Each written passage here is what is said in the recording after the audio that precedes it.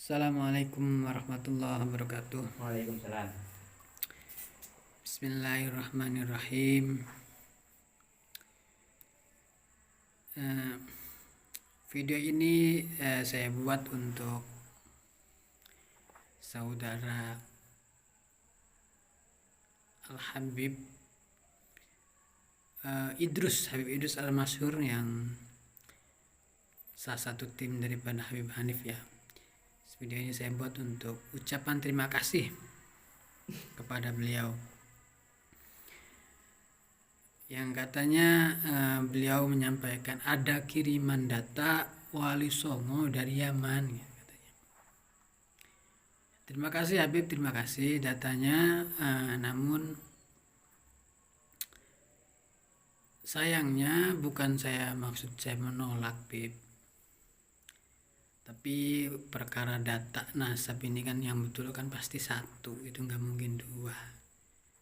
Nah, sedangkan yang mau saya pakai, yang pengen saya pakai itu data yang dari jalur Sayyidina Musa Al-Kadzim, bukan data dari Yaman. Jadi mohon maaf kami tidak bisa menerimanya gitu Habib,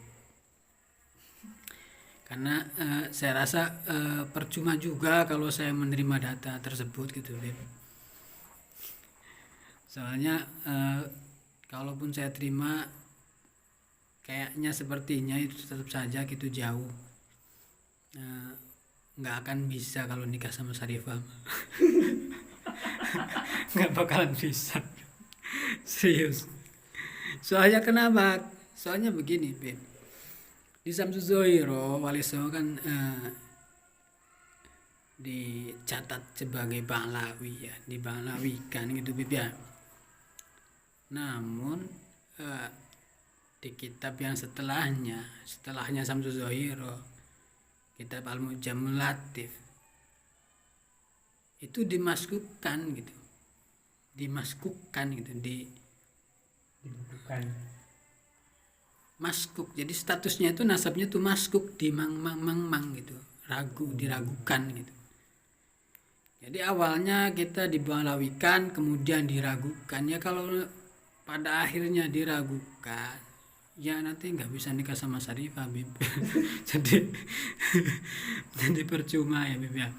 Jadi mohon maaf kami tidak bisa menerima gitu. Ya, saya ini mau lucu-lucuan aja Habib ya, ini ngobrol-ngobrol santai, kongko santai aja ini. Saya bikin video ini buat Habib ini. Ini Habib, terkait suhro dan istifadohnya Azmathon. Saya akui bahwa Wali Songo sempat suhroh dan istifadoh gitu. Suhroh dan istifadoh dimulai dari mungkin abadnya abad 18 kali ya, 18, karena itu menurut yang saya pelajari, karena semuanya mudah lah.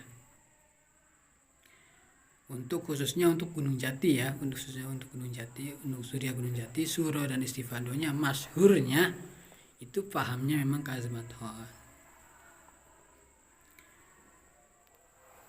Dan saya pun demikian gitu, memang pahamnya Azmathon. Jadi kawan-kawan ya, saya kasih tahu maksudnya suhroh dan istifadoh itu artinya masyhur dan menyeluruh. Jadi dalam kaidah nasab itu ada 4 syarat untuk bukan 4 syarat, jadi ada 4 ketentuan untuk bisa mensahkan sebuah nasab itu kan. Salah satunya ada dengan saksi, yang berarti kalau saksi itu harus hidup sezaman kan. Yang kedua, nasab bisa ditetapkan juga dengan adanya manuskrip gitu kan, adanya manuskrip awal, tengah dan akhir, artinya sambung menyambung manuskripnya itu. Yang ketiga ada isbat dari nasabah gitu, jadi dari nakobah gitu, jadi nakobah.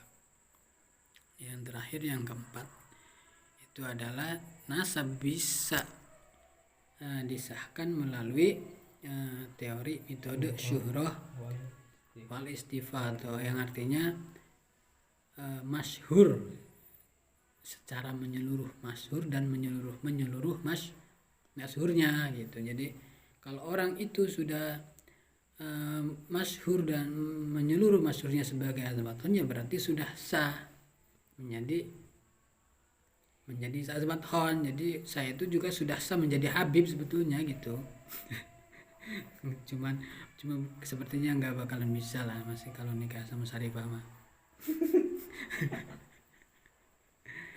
Jadi metode syuhro dan istifadah apabila tanpa syarat memang jadi hasilnya rancu dan tidak masuk akal. Ini saya lagi bahas Wali Songo ya, bahas nasabnya saya sendiri ya. Syuhro dan istifadah termasuk salah satu kaidah mengisbat sebuah nasab gitu kan, istilahnya sah secara hukum kaidah nasab gitu. Tapi akan tidak logis itu kalau diterapkan pada kasus-kasus tertentu ya, kayak ini misalnya gitu. Tiba-tiba masyhur Wali Songo sebagai bukan Wali Songo ya, Sunan Gunung Jati sebagai azmathon dari abad 18. Jadi sudah hampir 200 tahun. Jadi sudah sangat syuhro dan sangat istifadah gitu kan. Maka secara hukum ilmu nasab sah. Ya gitu kan. Namun ya kemudian karena kegaduhan nasab ini akhirnya orang-orang banyak yang ngeh perihal nasab. Manuskrip yang dulunya disembunyikan, yang dulunya tidak boleh dikeluarkan, manuskrip ini bermunculan di mana-mana dan banyak sekali, bukan puluhan ya, kalau secara jumlah itu ratusan mungkin ya, banyak lah pokoknya. Manuskrip Cirebon aja dari beberapa tempat, bahkan ada manuskrip itu sampai berpeti-peti ada. Jadi lengkap sekali gitu manuskripnya itu, sampai berpeti-peti. Yang di sana juga menunjukkan bahwa Wali Songo pernah syuhro dan istifadah sebagai zuriat Sayyidina Musa al-Kazim gitu loh. Jadi menurut kaidah nasab juga sudah sah gitu, bahkan ada manuskripnya gitu kan. Tadi yang ketiga kan salah satu pengisbat nasab adalah adanya nuskhah atau adanya mahtutat gitu, adanya manuskrip awal, tengah dan akhir. Dan ini manuskripnya juga tua-tua, jadi memenuhi kriteria gitu. Ada yang abad 12, ada yang abad 13, ada juga abad 19 juga ada. Bahkan yang tertua itu abad 1033 Hijriah. Nah, ini yang tertua. Dan memang kenapa tidak hancur ya, karena alhamdulillah kertasnya itu nggak tahu bahannya dari apa, itu tebal banget kertasnya itu. Sampulnya itu pakai kulit, itu jelas. Dan 13 berarti. Jadi sangat-sangat otentik gitu ini data gitu. Data ini sangat-sangat otentik. Syuhro dan istifadah sebagai penetap atau pengisbat nasab itu tidak bisa untuk kasus-kasus tertentu gitu. Ini menurut saya, ini nggak ada di kitabnya. Kalau kalian tanya dari kitab mana, ya nggak ada, karena kaidahnya nggak ada gitu. Kaidahnya cuma seperti itu yang saya tahu saya gitu, nggak tahu ya kalau ada yang lain. Jadi yang mengaku azmathon juga itu yang sah, berarti saya itu sah menjadi habib ini. Sah karena sudah syuhro dan istifadah gitu. Yang mengaku ke Musa al-Kazim juga sah karena ada mahtutat, ada manuskrip, secara hukum benar gitu. Jadi yang ngaku azmathon secara hukum benar, yang mengaku dari Musa al-Kazim juga benar. Ini kan lucu sekali gitu, sama-sama benar tapi salah gitu kan, nggak logis. masa orang tuanya dua, masa orang tuanya dua gitu kan. Gitu. Bahkan teori surah dan istifadah ini bisa dibangun gitu. bisa dibangun.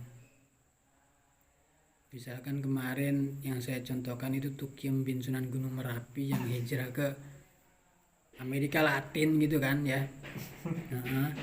Yang tidak terjamah oleh para ahli nasab, dia mengaku sebagai zuriat Sunan Gunung Merapi gitu kan, yang tersambung ke baginda Nabi misalnya salam gitu kan. Nah, sampai 200 tahun kemudian ya masyhur jadi surah dan istighfar. Masyhurnya menyeluruh juga di antara masyarakat di sana gitu, sebagai sosok Syarif Tukiem gitu kan. Nah, kemudian karena memang alhamdulillah Syarif Tukiem ini juga zuriatnya itu menjadi orang-orang hebat juga dan berdakwah, sehingga para ahli sejarah ke sana juga menuliskan zuriat-zuriat ini juga sebagai syarif seperti yang dilihat di sana gitu, seperti yang terlihat di masyarakat sana dikenal sebagai syarif. Ya, maka orang sejarawan pasti menuliskannya seperti apa yang terjadi gitu, tanpa mengetahui nasab silsilah sebenarnya. Nah, kemudian nasab yang misalkan seperti itu untuk 400 tahun kemudian atau 600 tahun kemudian nggak bisa dibatalkan. Dalilnya apa? Ya surah dan istifadah gitu kan. Iya, dalilnya surah dan istifadah. Nah ya Habib, satu lagi saya jawab ya, tentang pertanyaan Habib terkait nasab terputus riwayat Ahmad kepada Abdullah. Saya sudah temukan jawabannya Habib sebetulnya waktu malam itu juga, tapi saya nggak ada kesempatan untuk menjawab karena memang tidak ada jatah untuk saya berbicara lagi. Saya juga, jadi saya sampaikan di sini.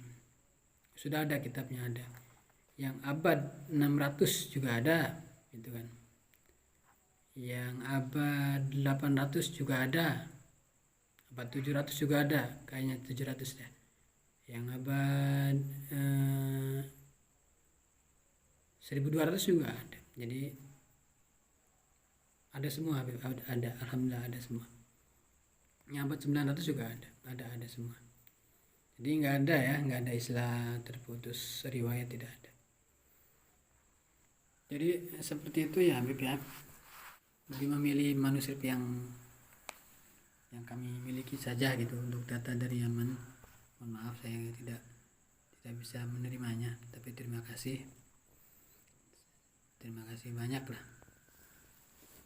Jadi ada gitu Habib, manuskrip-manuskripnya itu ada. Jadi yang usianya yang 500 tahun, yang 400 tahun itu ada gitu. Jadi Wali Songo yang 500 tahun yang lalu tuh manuskripnya tuh ya ada, dan tua-tua gitu. Yang 400 tahun ada, yang 500 tahun ada, dan banyak.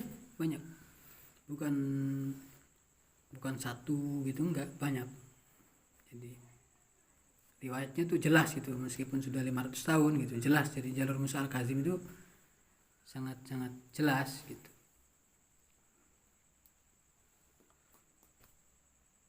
Ya seperti itu aja ya Habib, seperti itu.